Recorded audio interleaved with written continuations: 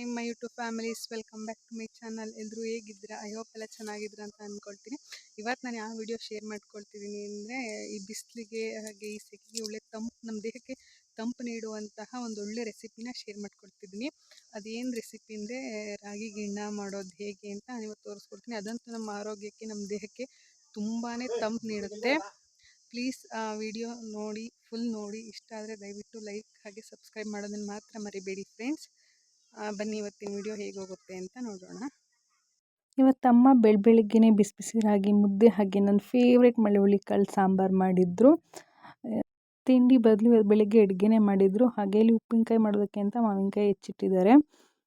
ಹಾಗೆ ಊಟ ಆದಮೇಲೆ ಕುಡಿಯೋದಕ್ಕೆ ಅಂತ ಮಜ್ಜಿಗೆನ ರೆಡಿ ಮಾಡಿಟ್ಟಿದ್ದಾರೆ. ಅದಕ್ಕೆ ಶುಂಠಿ, ಬೆಳ್ಳುಳ್ಳಿ, ಕರಿಬೇವು ಸೊಪ್ಪು ಎಲ್ಲ ಹಾಕಿ ಅದು ಮಾಡ್ತಾರೆ. ಈಗ ಅಪ್ಪಾಜಿಗೂ ನನಗೂ ಊಟಕ್ಕೆ ಇಡ್ತಾ ಇದ್ದಾರೆ. ಸುಡ ಸಾಂಬಾರು ಮೇಲೆ ಸ್ವಲ್ಪ ಬೆಣ್ಣೆ ಹಾಕ್ತಾ ಇದ್ದಾರೆ. ಇದಕ್ಕೆ ಬೆಣ್ಣೆ ಹಾಕ್ಕೊಂಡು ತಿಂದರೆ ಈ ಸಾಂಬಾರು ರುಚಿನೇ ಬೇರೆ. ನಾನು ಎಲ್ಲ ಸಾಂಬಾರಿಗೂ ಬೆಣ್ಣೆ ಹಾಕಿಸ್ಕೊಳಲ್ಲ. ಇದೊಂದು ಸಾಂಬಾರಿಗೆ ಅಷ್ಟೇ ನಾನು ಈ ಥರ ಬೆಣ್ಣೆ ಹಾಕಿಸ್ಕೊಳ್ತೀನಿ, ಏಕೆಂದರೆ ತುಂಬ ರುಚಿಯಾಗಿ ಇರುತ್ತೆ. ಜಾಸ್ತಿ ಹಾಕಿಸ್ಕೊಳ್ಳಲ್ಲ, ಸ್ವಲ್ಪ ಅಷ್ಟೇ. ಈಗ ಅಪ್ಪಾಜಿ ನಾನು ಊಟ ಮಾಡೋಕ್ಕೆ ಶುರು ಮಾಡ್ದು. ಈಗ ಉಪ್ಪಿನಕಾಯಿ ತಂದಿಡ್ತಿದ್ದಾರೆ. ನಾನು ಆಗಲೇ ಹೇಳಿದ್ನಲ್ಲ ಮಾವಿನಕಾಯಿ ಹೆಚ್ಚಿಟ್ಟಿದ್ದಾರೆ ಉಪ್ಪಿನಕಾಯಿಗೆ ಅಂತ. ಸೊ ಉಪ್ಪಿನಕಾಯಿ ರೆಡಿ ಮಾಡ್ತು. ತುಂಬ ಅಂದರೆ ತುಂಬ ಟೇಸ್ಟಿಯಾಗಿರುತ್ತೆ ನಮ್ಮ ಮನೆ ಮಾವಿನಕಾಯಿ ಉಪ್ಪಿನಕಾಯಿ ಅಂದರೆ. ಅಪ್ಪಾಜಿಗೂ ನನಗೂ ಒಟ್ಟಿಗೆ ಸೇರಿಸಿ ತಂದಿಟ್ಟಿದ್ದಾರೆ ಉಪ್ಪಿನಕಾಯಿನ. ಅದು ನಮ್ಮ ಮರದ್ದೇ ಮಾವಿನಕಾಯಿ. ತುಂಬ ಅಂದರೆ ತುಂಬ ಸ್ವೀಟಾಗಿರುತ್ತೆ, ಟೇಸ್ಟಿಯಾಗಿರುತ್ತೆ. ಸೊ ಅದಕ್ಕೆ ಉಪ್ಪಿನಕಾಯಿ ಅಷ್ಟೇ ತುಂಬ ಚೆನ್ನಾಗಿ ಬಂದಿರುತ್ತೆ. ಅಮ್ಮ ಚಿತ್ರಾನ್ನ ಮಾಡ್ಕೊಡೋಣ ಅಂದರು. ಬಟ್ ಬೇಡ, ನನಗೆ ಎಷ್ಟೊತ್ತಿಗೆ ನಾನು ಮಳವಳ್ಳಿ ಕಾಳು ಸಾಂಬಾರಲ್ಲೇ ಊಟ ಮಾಡ್ತೀನಿ ಅಂತ, ನನಗೆ ಸಾಂಬಾರಲ್ಲೇ ಊಟ ಮಾಡ್ತೀನಿ ಅಂತ ಹೇಳಿದೆ. ಈಗ ಊಟ ಎಲ್ಲ ಕಂಪ್ಲೀಟ್ ಆಯಿತು. ಬನ್ನಿ ರಾಗಿ ಗಿಣ್ಣ ಹೇಗೆ ಮಾಡೋದು ಅಂತ ನೋಡೋಣ. ತುಂಬ ಅಂದರೆ ತುಂಬ ಟೇಸ್ಟಿಯಾಗಿರುತ್ತೆ. ನೋಡಿ, ಒಳ್ಳೆ ಕೇಕ್ ಥರ ಕಾಣ್ತಿದೆ ಗಿಣ್ಣ. ಅಮ್ಮ ಇಲ್ಲಿ ರಾಗಿನ ಬೆಳಿಗ್ಗೆನೆ ತುಂಬ ಸಲ ಅದನ್ನು ಜಾಲಿಸಿ ಚೆನ್ನಾಗಿ ತೊಳೆದು ಯಾಕಂದರೆ ರಾಗಿಲಿ ತುಂಬ ಕಲ್ಮಣ್ಣು ಇರುತ್ತೆ ಅಂತ ಚೆನ್ನಾಗಿ ಜಾಲಿಸಿ ನೆನಾಕಿದ್ರು. ಬೆಳಗ್ಗೆ 10 ಗಂಟೆಲಿ ನೆನಾಕಿದ್ರು. ಈಗ ಸಂಜೆ 7 ಗಂಟೆ ಆಗಿದೆ. ಈಗ ರುಬ್ಬೋಕ್ಕೆ ಶುರು ಮಾಡಿದ್ದೀನಿ. ಇದನ್ನು ಮಿಕ್ಸಿಲಾದರೂ ಆಯಿತು, ಗ್ರೈಂಡರಲ್ಲಾಯಿತು ರುಬ್ಕೋಬೋದು. ನಾನೀಗ ಇದನ್ನು ಮಿಕ್ಸಿಲೇ ರುಬ್ತಾ ಇದ್ದೀನಿ.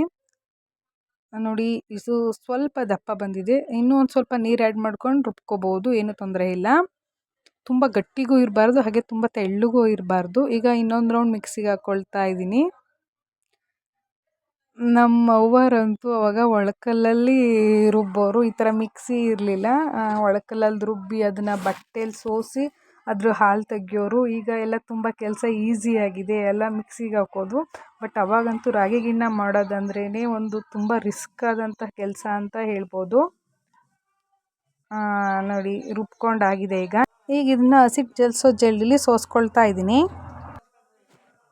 ರಾಗಿ ಸುಮಾರು ಒಂದು 8 ಗಂಟೆ ಕಾಲ ಆದರೂ ನೆಂದಿರಬೇಕು. ಹಾಗಾದರೆ ಗಿಣ್ಣ ತುಂಬ ಚೆನ್ನಾಗಿ ಬರುತ್ತೆ. ನೋಡಿ, ಈಗ ಇದನ್ನು ಸೋಸ್ಕೊಳ್ತಾ ಇದ್ದೀನಿ. ಆ್ಯಕ್ಚುಲಿ ಸಪೋರ್ಟಿಗೆ ಇನ್ನೊಬ್ರು ಇದ್ದಿದ್ರೆ ಚೆನ್ನಾಗಿರೋದು. ಈಗ ಒಂದು ಕೈಲಿ ಫೋನ್ ಇಟ್ಕೊಂಡಿದ್ದೀನಿ, ಒಂದು ಕೈಲಿ ಈ ಥರ ಮಾಡ್ತಾಯಿದ್ದೀನಿ. ಹಾಗಾಗಿ ಅದು ಸರಿ ಬರ್ತಿಲ್ಲ. ಅಮ್ಮ ಏನೋ ಬೇರೆ ಕೆಲಸ ಮಾಡ್ತಿದ್ರು, ಹಾಗಾಗಿ ನಾನು ಒಬ್ಬಳೇ ಈ ಥರ ಸೋಸ್ತಿದ್ದೆ. ನೋಡಿ, ದಪ್ಪ ಇರೋದ್ರಿಂದ ಸ್ವಲ್ಪ ಅದು ಬೇಗ ಹಾಲು ಇಳಿತಾ ಇಲ್ಲ. ಸೊ ಹಾಗಾಗಿ ಇನ್ನೊಂದು ಸ್ವಲ್ಪ ನೀರು ಆ್ಯಡ್ ಮಾಡ್ಕೊಳ್ತೀನಿ. ಅದಾದಮೇಲೆ ಚೆನ್ನಾಗಿ ಇಳಿಯುತ್ತೆ. ನೋಡಿ, ಈ ಥರ ತರಿ ಬರುತ್ತೆ ಮೇಲೆ. ಸೊ ಹಂಗಾಗಿ ಸೋಸ್ಕೋಬೇಕು. ನೋಡಿ, ಇಷ್ಟು ಹಾಲು ಬಂದಿದೆ. ಈಗ ನೋಡಿ, ಅಷ್ಟು ತರಿ ಬಂದಿದೆ. ಅಮ್ಮ ಒಂದು ಸೇರು ರಾಗಿ ನೆನಾಕಿತ್ತು, ಅದಕ್ಕೆ ಇಷ್ಟು ಹಾಲು ಬಂದಿದೆ. ನೋಡಿ, ನೀವು ನಿಮ್ಮ ಮನೆಯವ್ರಿಗೆ ಎಷ್ಟು ಬೇಕು ಅಷ್ಟು ರಾಗಿನ ನೆನಾಕೊಂಡು ಗಿಣ್ಣ ಮಾಡ್ಕೋಬೋದು. ಈಗ ಅದನ್ನು ನಾನು ಮತ್ತೆ ಸೋಸ್ಕೊಳ್ತಾ ಇದ್ದೀನಿ, ಏಕೆಂದರೆ ಇನ್ನೂ ಸ್ವಲ್ಪ ತರಿ ಇರುತ್ತೆ. ಅದು ಫುಲ್ ಕಂಪ್ಲೀಟಾಗಿ ತರಿ ಎಲ್ಲ ಹೋಗಲಿ ಅಂತ. ಈಗ ನೋಡಿ ಎಷ್ಟು ಚೆನ್ನಾಗಿ ಹಾಲು ಇಳಿತಾ ಇದೆ ಅಂತ. ನೋಡಿ, ಆದರೂ ಎಷ್ಟು ತರಿ ಬಂದಿದೆ. ಮತ್ತು 2ನೇ ಸಲ ಸೋಸ್ಕೊಂಡಾಗಲೂ ಆ ತರಿನೆಲ್ಲ ಮತ್ತೆ ಸೈಡಿಗೆ ಹಾಕಿಡ್ತೀನಿ. ಮತ್ತು ಅದನ್ನೇನು ಯೂಸ್ ಮಾಡಲ್ಲ. ನೋಡಿ, ಮತ್ತೆ ಇಷ್ಟು ತರಿ ಬಂತು. ಈಗ ಸೋಸಿ ಎಲ್ಲ ಕಂಪ್ಲೀಟ್ ಆಗಿದೆ. ಫೈನಲಿ ಇಷ್ಟು ಹಾಲು ಸಿಕ್ಕಿದೆ ಗಿಣ್ಣ ಮಾಡೋದಕ್ಕೆ ಅಂತ. ಇಷ್ಟು ಹದ ಇದ್ದರೆ ಸಾಕು. ಈಗ ಇಲ್ಲಿ ಬೆಲ್ಲ ಕರಗೋದಕ್ಕೆ ಅಂತ ಇಟ್ಟಿದ್ದೀವಿ. ಒಂದು ಸೇರು ರಾಗಿಗೆ ನಮ್ಮ ಮನೇಲಿ 1.5 kg ಬೆಲ್ಲದಷ್ಟು ಹಾಕಿದ್ದೀವಿ ಗಿಣ್ಣಕ್ಕೆ. ಫಸ್ಟ್ ಇಷ್ಟು ಹಾಕಿದ್ವಿ, ಬಟ್ ಇದು ಸ್ವಲ್ಪ ಸಪ್ಪೆ ಆದಂಗೆ ಆಯಿತು. ಹಾಗಾಗಿ ಮತ್ತೆ ಇನ್ನೂ ಸ್ವಲ್ಪ ಬೆಲ್ಲನ ಕರಗಿಸಿ ಹಾಕಿದ್ವಿ. ಈಗ ಆ ಕಡೆ ಹಾಲನ್ನ ಕಾಯೋದಕ್ಕೆ ಅಂತ ಇಟ್ಟಿತ್ತು. ಈಗ ಅದಕ್ಕೇ ಬೆಲ್ಲ ಕರಗಿಸಿ ಸೋಸ್ಕೊಳ್ತಾ ಇದ್ದೀವಿ, ಏಕೆಂದರೆ ಅದರಲ್ಲಿ ಕಡ್ಡಿ ಕಸ ಎಲ್ಲ ಇರುತ್ತೆ ಅಂತ. ಪಾಕ ಆಗೋದೇನು ಬೇಡ, ಜಸ್ಟ್ ಬೆಲ್ಲ ಕರಗಿದ್ರೇ ಸಾಕು. ಈ ಥರ ತಿರುಗಿಸ್ಕೊಳ್ತಾ ಇರಬೇಕು. ಈಗ ಅದಕ್ಕೇ ಒಂದು 3-4 ಏಲಕ್ಕಿನ ಕುಟ್ಟಿ ಹಾಕಿದ್ದೆ, ಬಟ್ ವಿಡಿಯೋ ಮಿಸ್ ಆಗಿದೆ, ಹಾಗೆ ಬಾಯಲ್ಲೇ ಹೇಳ್ತಾ ಇದ್ದೀನಿ. ಏಲಕ್ಕಿ ಹಾಕಿದ್ರಂತೂ ಅದ್ರ ಫ್ಲೇವರ್ ತುಂಬಾ ಚೆನ್ನಾಗಿರುತ್ತೆ. ನೋಡಿ, ಈ ಥರ ತಿರುಗಿಸ್ಕೊಳ್ತಾನೆ ಇರಬೇಕು. ಸ್ವಲ್ಪ ಹೊತ್ತು ಕೂಡ ಕೈ ಬಿಡಬಾರ್ದು. ಆ ಥರ ಕೈ ಏನಾದರೂ ಬಿಟ್ಟರೆ ತುಂಬ ಗಂಟು ಥರ ಆಗುತ್ತೆ.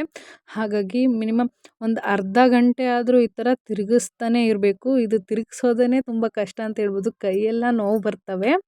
ತಿರುಗಿಸ್ತಾನೆ ಇರಬೇಕು, ತಳ ಹಿಡಿದಲ್ಲೇ ಇರೋ ಹಾಗೆ. ನೋಡಿ, ಅರ್ಧ ಗಂಟೆ, ಒಂದು 3/4 ಗಂಟೆ ಆದಮೇಲೆ ಈ ಥರ ಬಂದಿದೆ ಗಿಣ್ಣ. ಎಷ್ಟು ಚೆನ್ನಾಗಿ ಕಾಣ್ತಿದೆ ನೋಡಿ, ಸಖತ್ ಸಾಫ್ಟಾಗಿ ಸ್ಮೂತಾಗಿ ಕಾಣಿಸ್ತಿದೆ, ಒಂದು ಚೂರು ಗಂಟಾಗಿಲ್ಲ. ಇನ್ನೇನು ಗಿಣ್ಣ ರೆಡಿ ಆಗೋಕ್ಕೆ ಬಂತು. ಇದು ಕೊತ ಅಂತ ಕುದಿಬೇಕು, ಆವಾಗ ಗಿಣ್ಣ ರೆಡಿ ಆಗಿದೆ ಅಂತ ಗೊತ್ತಾಗುತ್ತೆ. ನೋಡಿ ಎಷ್ಟು ಶೈನಿಂಗಲ್ಲಿ ಕಾಣ್ತಾ ಇದೆ, ಒಳ್ಳೆ ಚಾಕ್ಲೇಟ್, ಡೈರಿ ಮಿಲ್ಕ್ ಚಾಕ್ಲೇಟ್ ಥರ. ಈ ಥರ ಬಂದಮೇಲೂ ಇನ್ನೂ ಒಂದು 10 ನಿಮಿಷನಾದರೂ ಆಯಿತು, ಕೈ ಆಡ್ತಾನೆ ಇರಬೇಕು, ಇಲ್ಲಾಂದರೆ ಅದೊಂಥರ ಹಸಿ ಹಸಿಯಾಗೇ ಇರುತ್ತೆ. ಬೆಳಗ್ಗೆ ಎದ್ದು ನೋಡಿದ ಮೇಲೆ ಇನ್ನೂ ತಿರುಗಿಸ್ತಾನೆ ಇರಬೇಕು. ಇದು ಅದಕ್ಕೇ ಕೆಲವೊಬ್ಬೊಬ್ಬರಿಗೆ ಸ್ವಲ್ಪ ಬೇಜಾರಾಗುತ್ತೆ, ಯಾರು ತಿರುಗಿಸ್ತಾರೆ ಈ ಥರ ಕೈಯ ಅಂತ. ಬಟ್ ತಿನ್ನಬೇಕು ಅಂದರೆ ಮಾಡಲೇಬೇಕಲ್ವ. ನೋಡಿ, ಈಗ ಗಿಣ್ಣ ರೆಡಿ ಆಯಿತು. ಬಟ್ ಈ ಥರ ಗಿಣ್ಣ ಮಾಡಿದ ತಕ್ಷಣ ತಿನ್ನೋದಲ್ಲ, ಈ ಥರ ಬಾಕ್ಸಿಗೆಲ್ಲ ಹಾಕಿಟ್ಟು ಅದನ್ನು ಬೆಳಿಗ್ಗೆ ತಿನ್ನೋದು. ಈಗ ಅಮ್ಮ ಎಲ್ಲ ಬಾಕ್ಸಿಗೆ ಹಾಕಿಡ್ತಾ ಇದ್ದಾರೆ. ಅದು ಬೆಳಿಗ್ಗೆ ಅಷ್ಟೊತ್ತಿಗೆ ತುಂಬ ಗಟ್ಟಿಯಾಗಿ ಒಳ್ಳೆ ಕೇಕ್ ಥರ ಬಂದಿರುತ್ತೆ, ಆವಾಗ ಕಟ್ ಮಾಡಿ ಪೀಸ್ ಮಾಡ್ಕೊಂಡು ತಿನ್ನೋದು.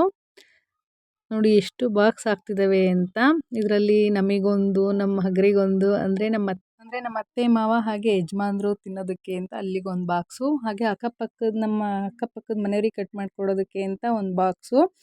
ಇದಕ್ಕೆ ಕೆಲವೊಬ್ಬರು ಖಾರಸ ಮಾಡಿಕೊಂಡು ಕೂಡ ತಿಂತಾರೆ, ಅದು ಕೂಡ ತುಂಬ ಚೆನ್ನಾಗಿರುತ್ತೆ ಟೇಸ್ಟ್. ಬರೀ ತಿಂದರೂ ಚೆನ್ನಾಗಿರುತ್ತೆ, ಖಾರಸದ ಜೊತೆಗೂ ಅಷ್ಟೇ ತುಂಬ ಚೆನ್ನಾಗಿರುತ್ತೆ. ನಾನು ಹಗ್ರ ಇದ್ದ ಬಂದಾಗ ಅಲ್ಲಿ ನಮ್ಮ ಯಜಮಾನ್ರಮ್ಮ ಅಂದರೆ ನಮ್ಮ ಅತ್ತೆ ಮಾಡಿಕೊಟ್ರು.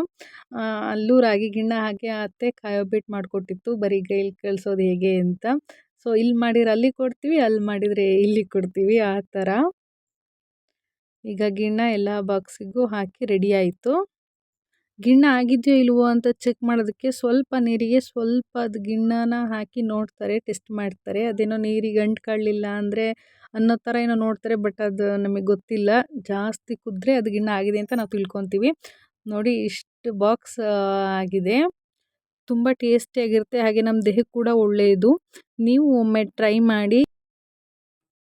ಬೇಸಿಗೆಲಿ ಈ ಥರ ರಾಗಿದು ಮಾಡ್ಕೊಂಡು ತಿಂತಾಯಿದ್ರೆ. ಈ ವಿಡಿಯೋ ಇಲ್ಲೇ ಮುಗಿಸ್ತಾ ಇದ್ದೀನಿ. ಯಾರಿಗೆಲ್ಲ ಈ ವಿಡಿಯೋ ಇಷ್ಟ ಆಯಿತು ದಯವಿಟ್ಟು ಲೈಕ್ ಮಾಡಿ, ಹಾಗೆ ಸಬ್ಸ್ಕ್ರೈಬ್ ಮಾಡಿ. Thank you so much. ಸಿಗ್ತೀನಿ ನೆಕ್ಸ್ಟ್ ಬ್ಲಾಗಲ್ಲಿ. ಬಾಯ್.